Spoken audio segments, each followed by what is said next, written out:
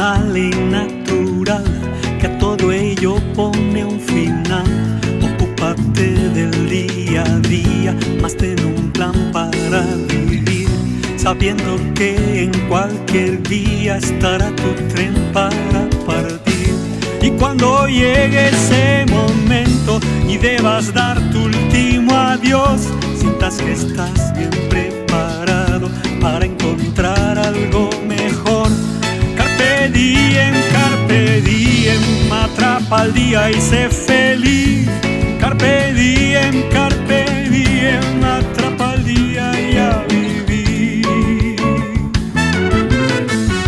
Y aunque nos es desconocido, sabemos que otros fueron ya, y al parecer nos van diciendo: no hay que temer, no hay que dudar. Haz el bien, cuida tu ser, siembra el amor en tu quehacer. Sin miedos vive ya tu vida y olvídate de tus heridas, pues todo cura con la muerte, que es la eterna redentora, la verdadera libertadora, que nos va a traer mejor suerte.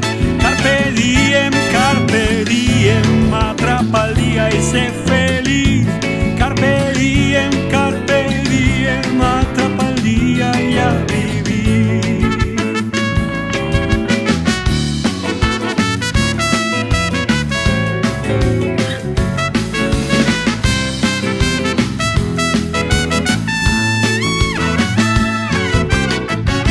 Mas no anticipes tu destino, haz tu camino hasta el final, porque quien rompe esas reglas, su karma luego ha de pagar.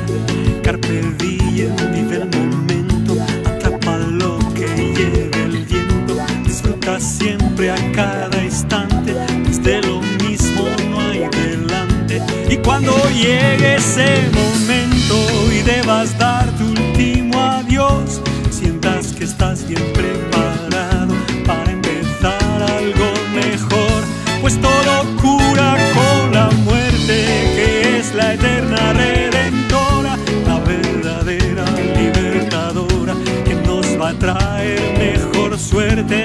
Carpe diem, atrapa el día y sé feliz.